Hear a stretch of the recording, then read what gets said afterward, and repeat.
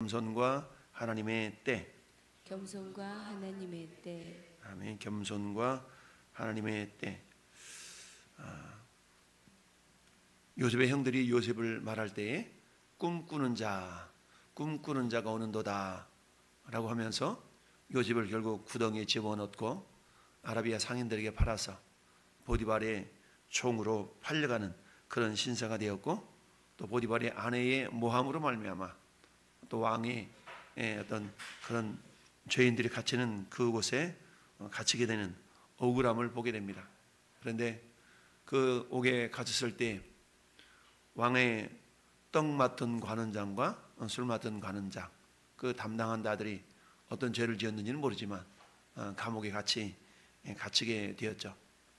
우리나라 역사 드라마에서도 가끔 보듯이 왕의 음식을 들어가면서 혹시라도 모를 독을 탔느니 안 탔느니, 그래서 그걸 미리 맛보고 왕의 음식이 안전한가 그렇지 않은가, 이거를 검사하는 것은 굉장히 중요한 역할을 담당하는 그런 존재였습니다.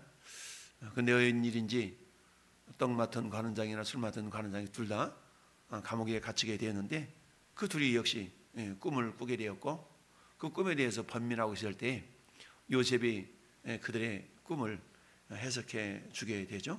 그래서 결국은 술 맡은 관원장은 복직이 되었지만 떡 맡은 관원장은 목에 달려서 죽임을 당하는 그런 일이 발생하게 되었습니다.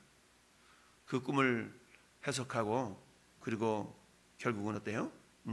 그 꿈대로 되어지자 요셉은 부탁을 하죠.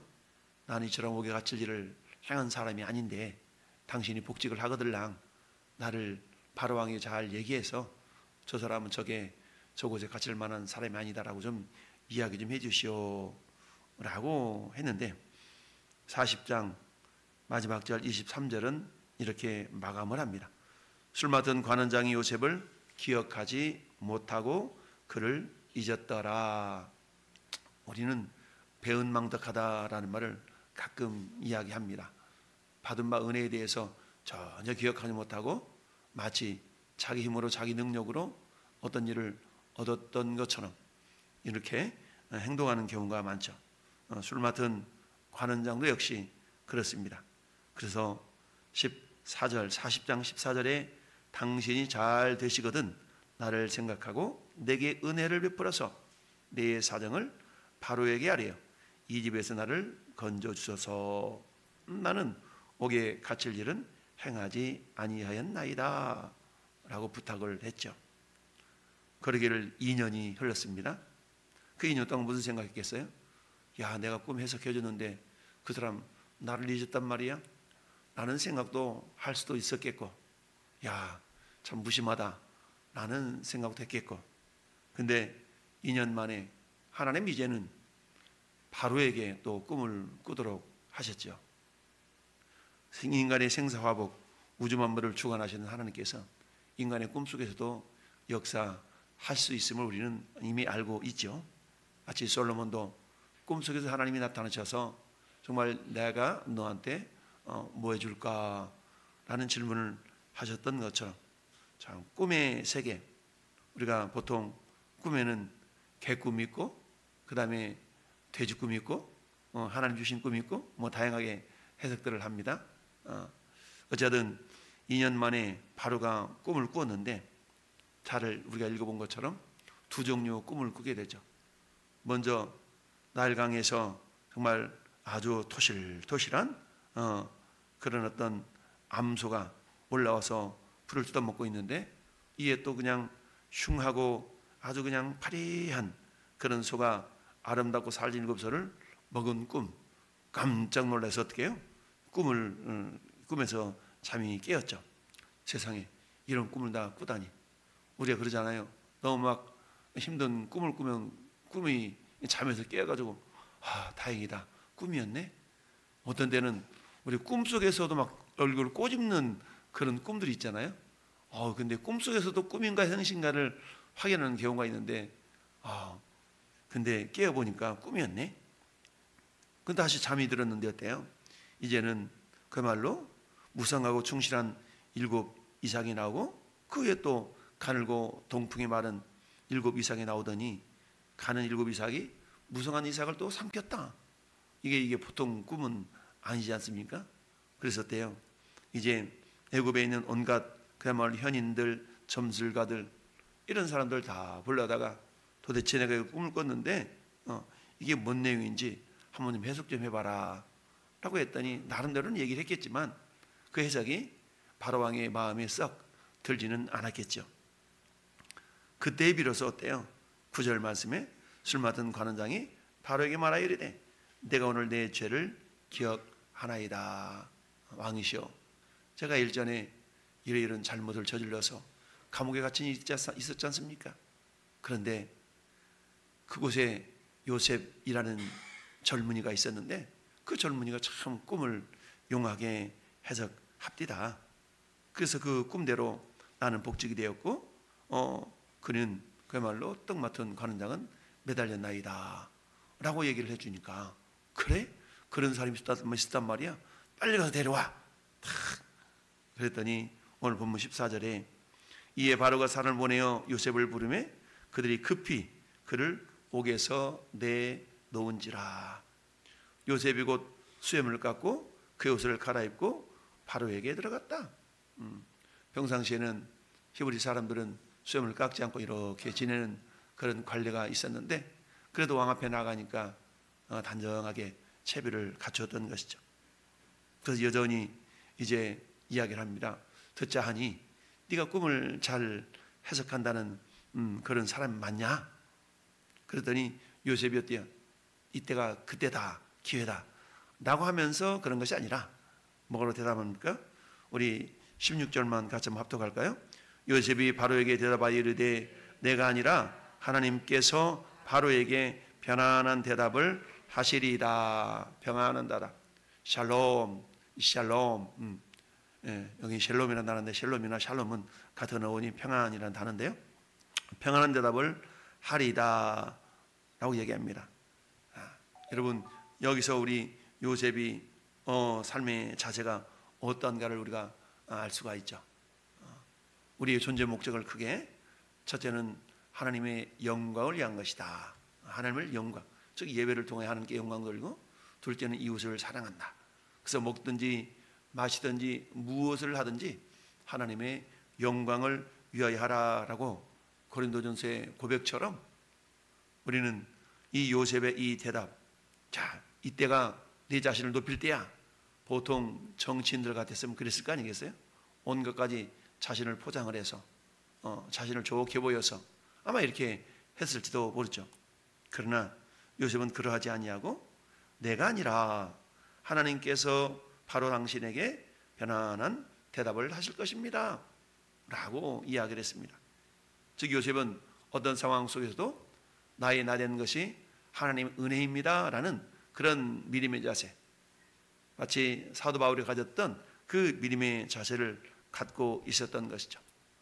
우리 예전에 캐톨릭에서 그런 캐치프레이즈를 가지고 이렇게 유행을 했던 적이 있어요. 내 덕, 내 탓, 네 덕, 내 탓 이런 것이죠. 잘한 것은 당신 덕입니다. 덕분입니다.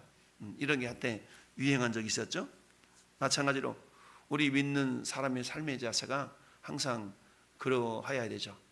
어떤 은혜 가운데 우리가 무엇인가 좋은 열매가, 좋은 선한 결과가 빚어졌다면 그것은 내 능력이 아니라 전적인 하나님의 은혜입니다. 주님이 하셨습니다 라고 이렇게 고백하는 주님의 은혜입니다. 이게 우리 믿는 사람들의 삶의 바른 자세인 줄 믿습니다. 결국 이 요셉의 어떤 이런 말, 그리고 드디어 꿈을 얘기해 주었을 때에 요셉이 이제 해석하는 모습이 이어서 나오게 되죠. 오늘 본문을 통해서 우리가 생각해 볼 것은 오늘 말씀의 제목처럼 겸손과 하나님의 때.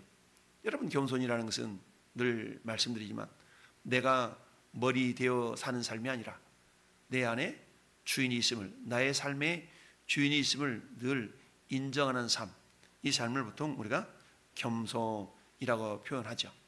그러니까 요셉은 어떤 사람이었어요? 비록 2년 동안 감옥에서 자기를 기억해 주려나 이때나 저때나 내가 좀 그런 존재임을 알려질려나? 라는 그런 기다림의 시간이 있었던 것이죠. 그러나 때는 2년씩이나 흘러갔음에도 불구하고 이 술 맡은 관원장이 자기를 변호해 주거나 변론해 주지 않았음을 알게 됩니다. 그럼에도 불구하고 요셉은 이 사람을 원망하거나 조급해하거나 이랬다는 기록이 없죠. 왜 그랬을까요? 우리가 잘 아는 것처럼 성경은 요셉의 삶을 한 장 앞으로 넘겨서 39장 2절 말씀 같이 한번 읽어볼까요? 2절 39장 2절 시작. 여호와께서 요셉과 함께 하심으로 그가 형통한 자가 되어 그의 주인인 애굽 사람의 집에 있으니. 아멘. 결론은 뭡니까? 여호와께서 요셉과 함께 하심으로 그랬죠. 함께 하셨다. 근데 하나님이 요셉과 함께 하고 있다는 사실을 요셉 자신도 느끼고 있는 것뿐만 아니라 또 그의 주인이 즉 보디발도 그 가문에 있는 사람들도 저 사람은 저 소녀는 하나님과 함께하는 사람이야 라고 알고 있었다라는 이야기죠. 따라서 비록 감옥에 갇혀 있는 그 순간에도 하나님은 요셉을 떠나지 아니했다. 여러분 또 형통이라는 것을 우리가 생각할 때 내 생각대로 내 계획대로 무슨 일이 술술 풀려나갈 때 야 형통하다라고 말할 수가 있죠. 그런데 성경적으로 볼 때 형통함이라는 것은 결국 하나님의 뜻이 나를 통해서 잘 이루어지고 있다라는 것을 우리가 형통이다 말할 수가 있죠. 그러면 하나님의 뜻이라는 것은 우리 인간이 생각할 때처럼 뭔가 내가 평안하고 내가 뭔가 잘 나가야 되고 이래야만이 평안해, 이래야만이 우리가 형통하다라고 말할 수는 없죠. 즉 내 생각대로 뭔가 잘 풀려야만이 형통하다고 말할 수가 있지만 그러니 요셉의 삶은 어때요? 감옥에 갇혀 있는 삶이었고 정말 억울하게 누명을 씌우는 삶이었고 이런 삶을 바라볼 때 난 형통해 라고 말한다는 것은 쉬운 일이 아니죠. 전에 여러분 삶이 그럴 수가 있는 거 아니겠어요? 억울하게 억울한 일을 당해서 그야말로 난 그게 아닌데 막 그러면서 심지어는 교도소에도 들어가게 되고 세상 사람들의 손가락질을 당하게 되고 이런 경우에 우리는 어떨 것 같아요? 하나님 내가 주님을 어떻게 섬겼는데 나를 이렇게 하시게요? 정말 하나님 그러게요? 막 이러면서 하나님을 원망하면서 아마 그럴 수도 있을 겁니다. 근데 요셉은 그러하지 않은 이유가 뭐냐? 하나님이 자신과 함께함을 어떻게 했어요? 늘 알고 있었다라는 얘기죠. 결국 그런 삶을 통하여서 하나님은 어때요? 때가 되니까 요셉을 구원하시게 해서 즉 하나님은 요셉을 통하여서 아브라함에게 행하셨던 말씀하셨던 그 언약을 이루어가는 언약의 통로로 요셉을 사용하신 거지 않습니까? 그리고 아브라함을 통해서 하나님이 언약을 맺으신 게 언약의 핵심이 하나님의 나라 아니겠어요? 그래서 아브라함을 통해서 너로 큰 민족을 이루고 내 후손이 많은 민족을 이루는 그런 통로로 도구로 쓰임받게 하겠다라는 거죠. 하나님이 이 일을 이루시기 위해서 어떻습니까? 결국 이스라엘 백성들을 결국 아브라함의 자손 야곱의 자식들을 애굽으로 이주시키고 거기서 400여 년 동안에 어떤 일이 발생해요? 그야말로 200만 명이나 되는 70명의 야곱의 자손들이 200만 명으로 불어나는 그런 역사가 400년 동안 있었으니까 몇 배입니까? 70명이 200만 명이니까 계산기 한번 두들려 보세요. 엄청나게 많이 번성을 하게 된 것이죠.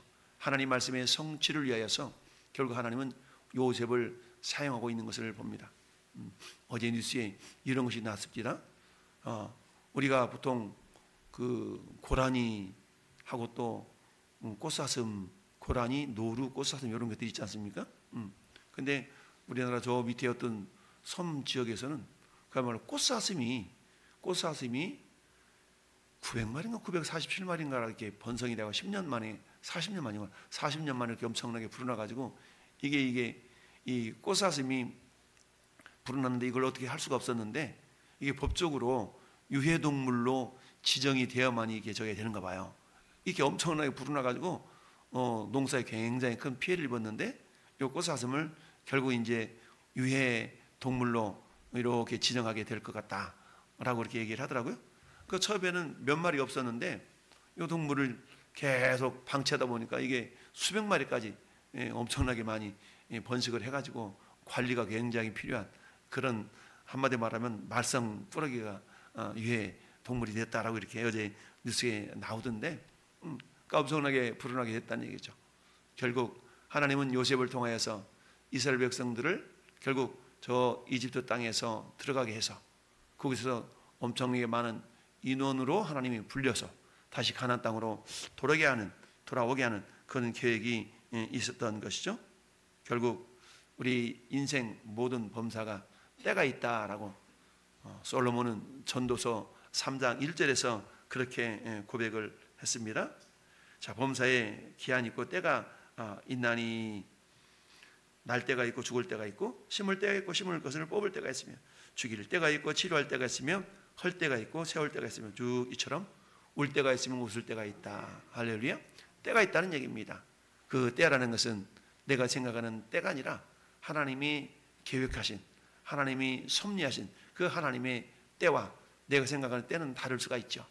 보통 우리가 일반적으로 때 그러면 그냥 흘러가는, 보통 우리가 크로노스의 시간, 크로노스의 때라는 말을 하지 않습니까?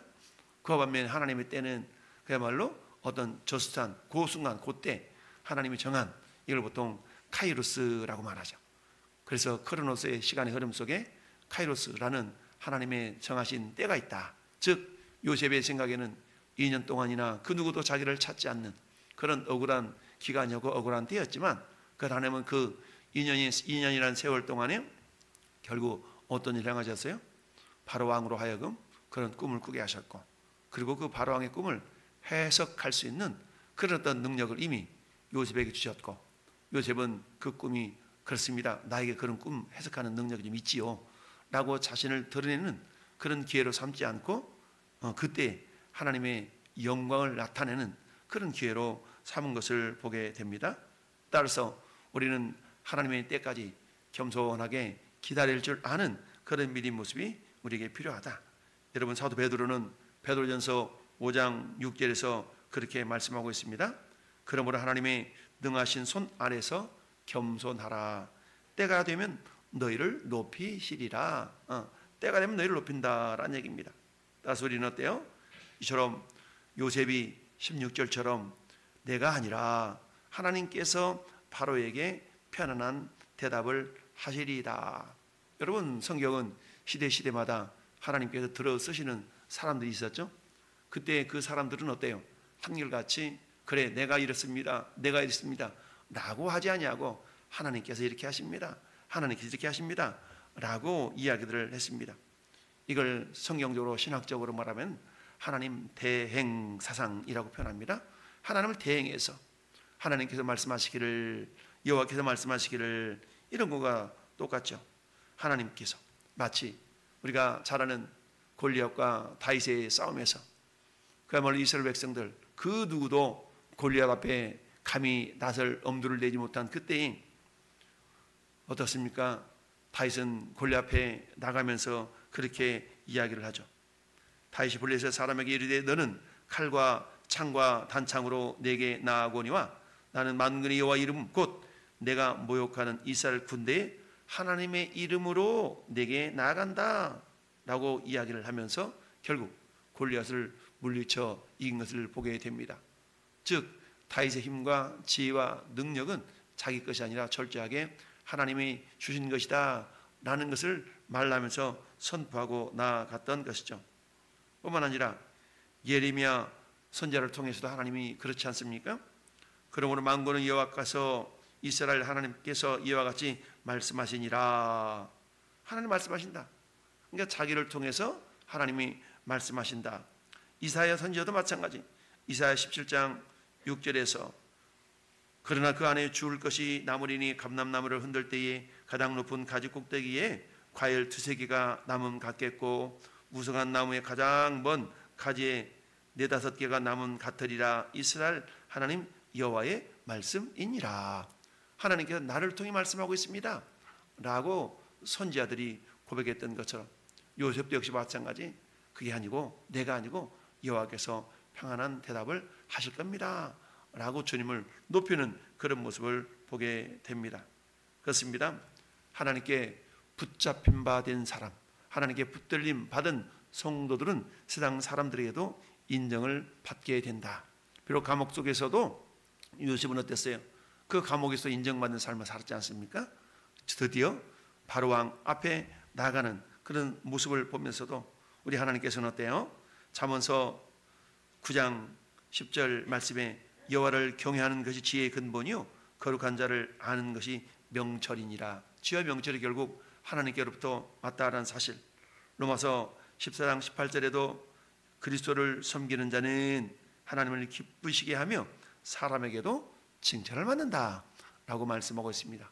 오늘 한 날 이처럼 자기 뜻대로 계획대로 되지 않는다고 불평과 불만과 원망을 쏟아내는 그런 존재가 아니라 반드시 하나님의 때가 있음을 기억하며 겸손히 주님 말씀을 순종하고 때를 기다릴 때 하나님께서는 사도 베드로의 고백처럼 반드시 눕혀 주실 때가 있다라는 사실을 기억하면서 오늘도 겸손하게 주님과 동행하며 주님의 말씀 앞에 겸손히 순종해 나가는 복된 하루가 되기를 예수님의 이름으로 축원합니다. 아멘.